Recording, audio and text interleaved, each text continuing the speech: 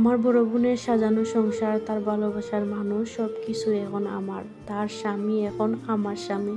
এটা ভাবতেই আমার অনেক অবাক লাগে। তার সাজানো সংসার আমি নিয়ে নিলাম। আমার বোনটা এত কষ্ট করে এত কষ্ট করে তার নিজের হাতে সে তার সংসারটা সাজাইছিল।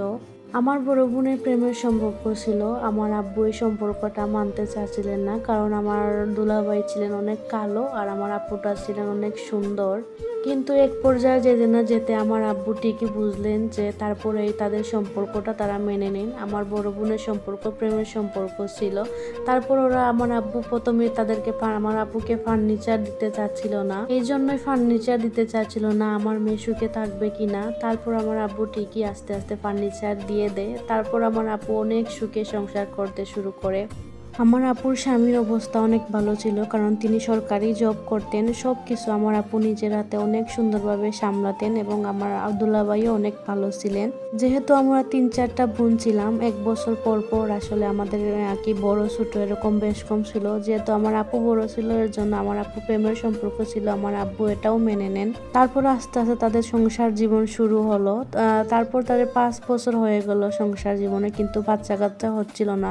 এটা নিয়ে আমার দুলাভাইয়ের কোনো অভিযোগ ছিল না যে আমার বাচ্চা কাচ্চা হচ্ছে না কেন। তারপর আল্লাহ তাদেরকে আমার আপু প্রেগনেন্ট হয়ে যান। 4 মাস হতে না হতেই আমার আপুর বাবুটা নষ্ট হয়ে যায়। তাও আমার দুলাভাইয়ের কোনো মন খারাপ ছিল না। আমার দুলাভাই আমার আপুকে বললেন, আবার আমরা চেষ্টা করব, কোনো সমস্যা নাই। তারপরে এই সময় আমার আপুর একটা সমস্যা ধরা পড়ে, এক জায়গায় ইনফেকশন হয়ে যায়।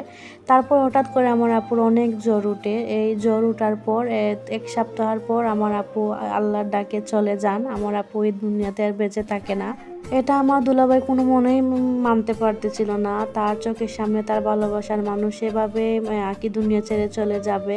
তারপর আমার দুলাভাইকে সবাই বুঝান যে আল্লাহ নিয়ে নিছেন, কিছু করার নাই। কিন্তু যাই হোক, আমার দুলাভাইয়ের আমার আপু অনেক ভালোবাসেন আমার আপুকে। আমার আপু তো আল্লাহটাকে চলে যান। তারপর আমার তালই মাওই সবাই আমার দুলাভাইকে বুঝান যে আমার দুলাভাই আমাকে বিয়ে করার জন্য। এটা নিয়ে আমার তালই মাওই আমাদের বাসায় আসেন। আমার বাবা কোনোভাবেই রাজি হচ্ছিলেন না, আমিও রাজি হচ্ছিলাম না, কারণ আমি তো কোনোভাবেই আমার বোনের সংসারে যেতে পারবো না, আমার বোনের জায়গাটা আমি নিতে পারবো না। আমি আমার দুলাভাইকে কিভাবে স্বামীর চোখে দেখবো, এটাই ভাবতেই আমার কাছে অনেক অবাক লাগে। তারপর আমার দুলাভাই বলেন, যাকে আমি সবসময় ছোট বোনের মতো ভাবতাম, তাকে আমি কিভাবে স্ত্রীর মতো ভাববো, এটা আমি কোনোভাবেই ভাবতে পারবো না। আমি তো কোনোভাবেই রাজি হচ্ছিলাম না আমার বোনের সংসারে গিয়ে আমি ঢুকবো। আমার আব্বু এক কথাই বলছিলেন যে এক ঘরে 2 বোন কিভাবে হয়, এটা কোনোভাবেই সম্ভব না। তারপর এভাবে 1 বছর কেটে যায়। আবার আমার তালই মা ওই আমার দুলাভাইকে বুঝান যে তুমি বিয়েটা করো, কোনো না, এটা তোমার বউয়ের শালি, এটা তোমার বউয়ের বোন আর তোমার শালি, এতে কোনো সমস্যা নাই। এটা করার পর আমার দুলাভাই তাও মানছিলেন না। তারপর দুলাভাই বলেন, তোমাদের যা ইচ্ছা তোমরা তাই করো। তারপর তালই মাওই আমাদের বাসায় আসেন। আসার পর আমার আব্বা আমার আম্মাকে বুঝানোর পর আমি তো কোনোভাবেই রাজি হচ্ছিলাম না। এসব করার তারপর আমাদের বিয়ে হলো। খুব ভালোভাবেই সংসার করতেছিলাম। তারপর আমাদের বিয়ের 2 বছর হয়ে গেল। তারপর আল্লাহ আমাদের একটা সন্তান দেন। আমার সন্তানকে আমার হাজবেন্ড অনেক ভালোবাসতেন এবং আমাকেও ভালোবাসতেন, এবং তার মা বাবা আমাকে নিজের মেয়ের মতো করে ভালোবাসতেন। কিন্তু একটাই আফসোস, আমার বোনের আক্ষেপটা থেকেই গেল। আমার বোনের সাজানো সংসার সব কিছুই আমার হয়ে গেল। আমার বোন আল্লাহর ডাকে চলে গেল, এটাই আমার আফসোস ছিল।